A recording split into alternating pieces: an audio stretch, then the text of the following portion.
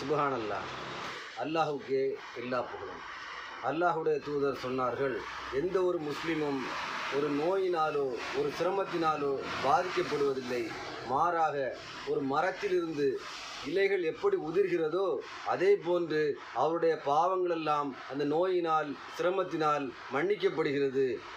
அந்த பாவத்தை அவரை விட்டு இறைவன் அகற்றி விடுவான். இந்த ஹதீஸை நமக்கு ஒரு சிரமம், ஒரு துன்பம், ஒரு நோய் ஏற்படும் பொழுது நாம் நினைத்து பார்க்க வேண்டும். நோயை கண்டோ சிரமத்தை கண்டோ துன்பத்தை கண்டோ நாம் கலங்கி அழுது புலம்பி பொறுமை இழந்து போய்விடக்கூடாது. இறைவனை இகழக்கூடியவர்களாக எனக்கு ஏன் இப்படி ஆகிவிட்டது என்று இகழக்கூடியவர்களாக நாம் போய்விடக்கூடாது. அதிலே பொறுமையை மேற்கொண்டு இறைவன் நம்முடைய பாவங்களை மன்னிப்பதற்கான ஒரு வாய்ப்பாக இந்த சிரமத்தை நமக்கு தந்திருக்கின்றான், இந்த நோயை தந்திருக்கிறான் என்று நாம் பொறுமை மேற்கொண்டு இறைவனிடம் நம்மை சார்ந்திருக்கக்கூடிய மக்களாக நாம் இருக்க வேண்டும்.